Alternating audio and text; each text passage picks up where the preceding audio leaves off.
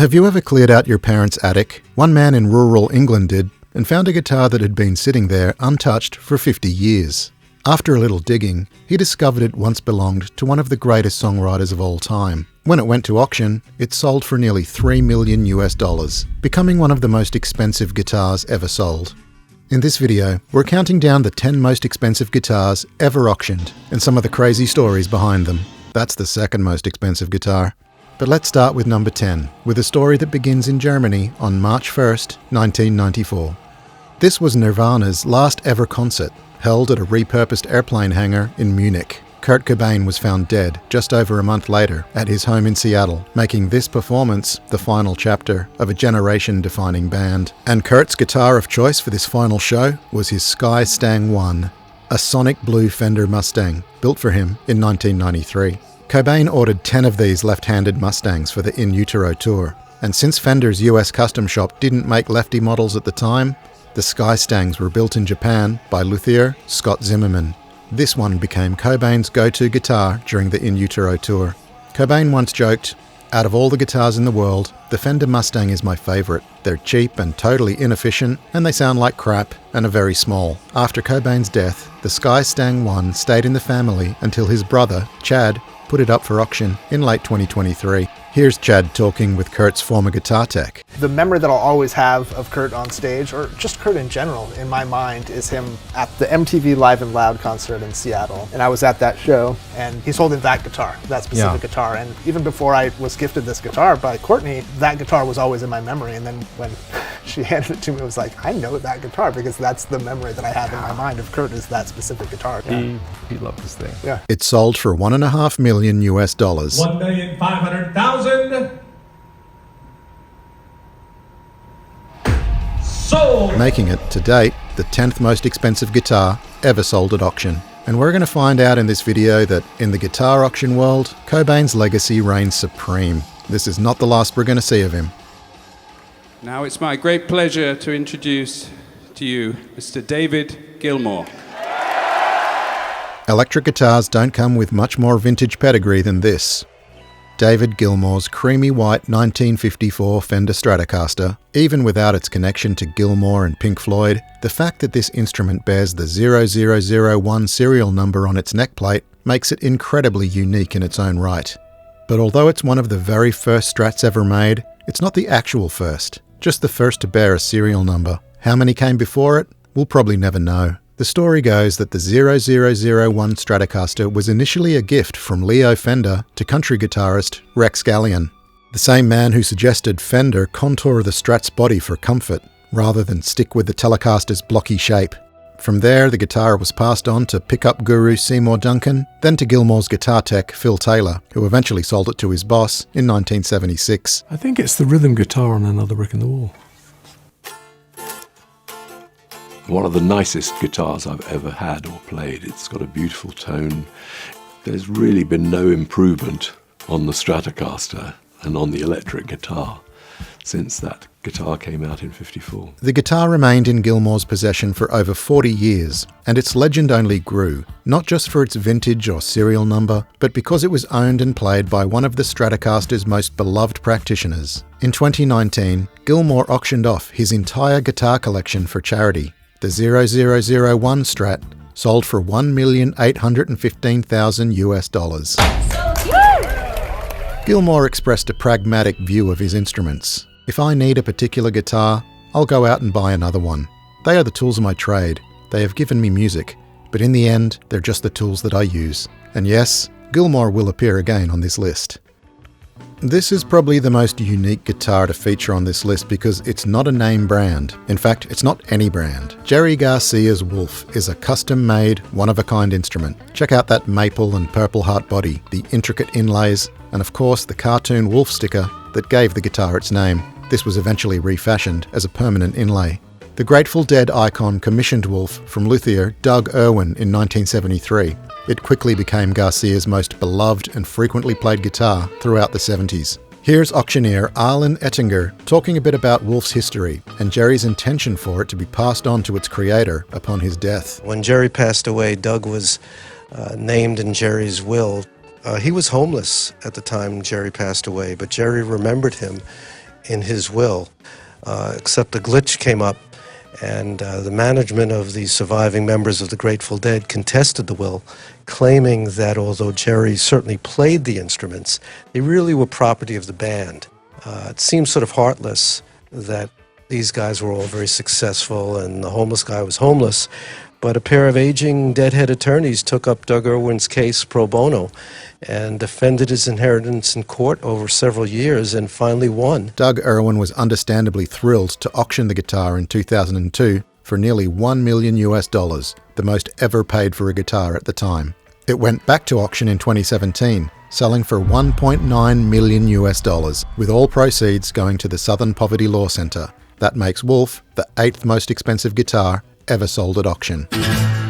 Now check this out, this is quite the story. This Gibson J160E acoustic electric was picked up in a San Diego guitar shop for $175 back in the mid-60s. It was second-hand, probably arriving as a trade-in. Nobody at the store remembers exactly how it got there. The buyer held onto it for a couple of years, then sold it to a friend. This guy, John McCaw. McCaw played it a little, but the guitar spent more time on his wall than in his hands. Eventually it was stored away in a closet, where it remained for the next 40 years. But in 2014, McCaw pulled the guitar out again. While at a guitar lesson, he flipped through this music magazine, featuring George Harrison's son, Danny, on the cover. The issue featured a photo of George Harrison's 1962 Gibson J160E, the same make, model, and year as McCaw's. Noticing how close the serial numbers were, McCaw did some digging and eventually discovered the guitar he'd had lying around for decades was once owned by none other than John Lennon.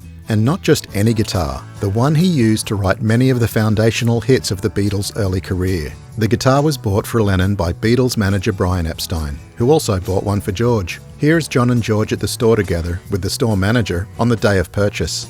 How's this guy? He has no idea he's standing next to two members of what are about to be the biggest musical act in history, and that this guitar will one day be worth millions. After playing it for a few years, John's guitar was mistakenly left behind after a gig and disappeared for decades. Its rediscovery solved a 50-year-old mystery and earned McCaw an eye-watering $2.41 million at auction.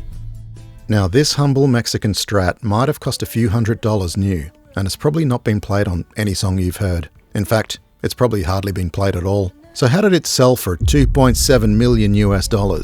Because it was signed by pretty much every guitar god you can name and auctioned off for a good cause. After the devastating 2004 Indian Ocean tsunami, Bryan Adams organised a charity auction to raise funds for the victims. His idea? Grab a basic white Strat and get it signed by as many rock legends as possible. And he did well.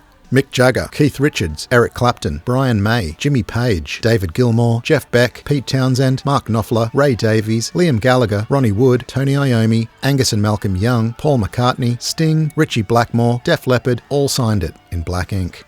As far as signed rock memorabilia goes, it doesn't get much better than this. The guitar went under the hammer in Doha, Qatar in 2005 and was snapped up by a member of the Qatari royal family, with all proceeds going to tsunami relief.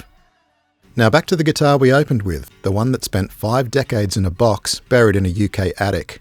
It's a Framus Hootenanny 12-string acoustic, a modest German-made flat top known more for its jangly tone than its build quality. In 1964, one ended up in the hands of John Lennon. He used it during the writing and recording of Help, and you can spot it in the film, most memorably in the scene where he sings You've Got to Hide Your Love Away. It also appears on It's Only Love, I've Just Seen a Face, and the rhythm track for Norwegian Wood, though that part was played on this guitar by George. Eventually, Lennon gave the guitar to Gordon Waller of Peter and Gordon. Waller passed it on to his manager, who shoved it in a box and forgot about it for 50 years. Imagine being given John Lennon's guitar and going, "Oh cool, thanks," and then just chucking it in the attic. Eventually it was rediscovered. The neck had warped over time, so it was repaired and put up for auction at Julien's in 2024. Bidding was fierce. It sold for $2,857,500. I love that they snuck a little extra $500 in there. The most ever paid for a Beatles guitar. So yeah, maybe go check what's in the attic. There's no mistaking who this guitar belonged to. Red body, white and black stripes, Floyd Rose, single humbucker, built by luthier Paul Unkert in 1983 to the specifications of the king, Edward Van Halen. Most famously, this is the guitar Eddie uses in the Hot for Teacher music video, a staple of MTV in the mid-80s. In 1990, Eddie gave the guitar to Van Halen's retiring drum tech, Greg Emerson. Emerson gave it to his nephew, who sold it to Neil's Music in Huntington Beach, California, who eventually auctioned it via Sotheby's, along with a bunch of other paraphernalia from the music video, for a brain-melting $3.9 million US. Which makes you wonder, if a guitar Eddie used in a video clip is worth nearly $4 million, how much would one of his truly iconic guitars be worth? I'm thinking his original Frankenstrat, now with his son Wolfgang, or his Bumblebee, now buried alongside Dimebag Darrell. With so few of Eddie's legendary guitars in circulation, the Hot for Teacher Kramer comes in as the 4th most expensive guitar ever sold at auction. Ladies and gentlemen, the Black Strat.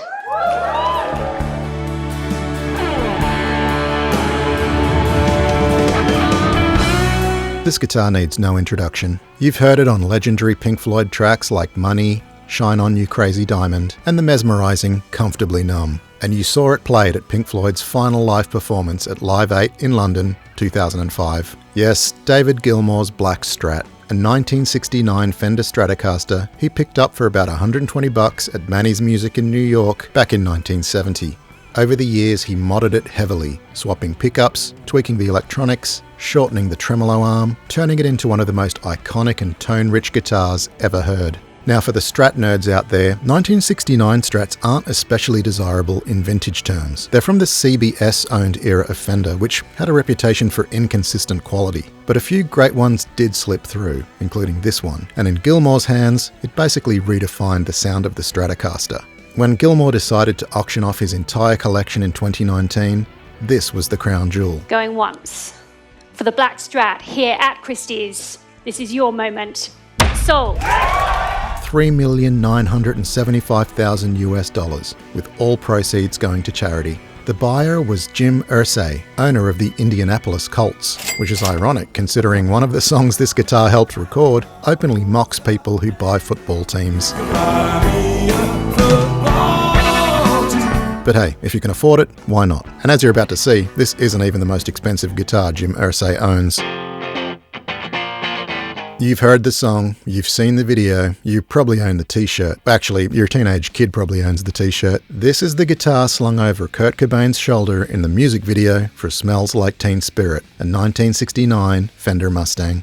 Cobain later smashed it into a mixing desk in Dallas, snapping the neck, but he kept it together with tape and glue. You can see him playing it during Nirvana's 1993 Brazil tour. The Teen Spirit Mustang stayed with the Cobain family until 2022, when it was put up for auction by Julian's and sold for an incredible $4,550,000, massively exceeding expectations. The buyer was once again Jim Irsay. By the way, Jim Irsay has assembled one of the most mind-blowing collections of historically important guitars you'll probably ever see. You can view the whole thing online. Check it out. Irsay passed away in May 2025, so it'll be fascinating to see what happens to his collection. And that leaves just one more guitar. Here it is, the most expensive guitar ever sold. A 1959 Martin D 18E, one of only around 300 ever made. Fitted with a Bartolini pickup and played by Kurt Cobain during Nirvana's unforgettable MTV Unplugged performance in New York. The show aired just months before Cobain's death. You can see this guitar in his hands throughout the set, including the haunting final performance of Leadbelly's Where Did You Sleep Last Night? And in the show, it's kind of eerie to hear Kurt joking about being offered to buy Leadbelly's guitar for $500,000. Oh yeah, this guy representing the Leadbelly estate wants to sell me Leadbelly's guitar for $500,000. Meanwhile, he's sitting there holding the guitar that would one day sell for $6 million US. The most expensive guitar in history. The buyer was Peter Friedman, founder of Australian audio company Rode Microphones. Friedman said of the purchase, "This guitar represents more than just a moment in time. It's a reminder of the powerful connection between artists and their audiences. When I bought it, I promised it wouldn't just hang on a wall. I wanted it to be seen, to inspire, and to give back to the creative community that shaped my life."